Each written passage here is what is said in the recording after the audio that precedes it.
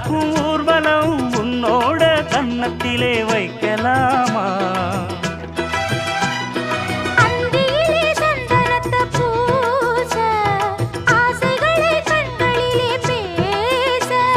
சேலையிலே நீ விசிறி வீச காலையிலே பார்த்த கண்ணு கூச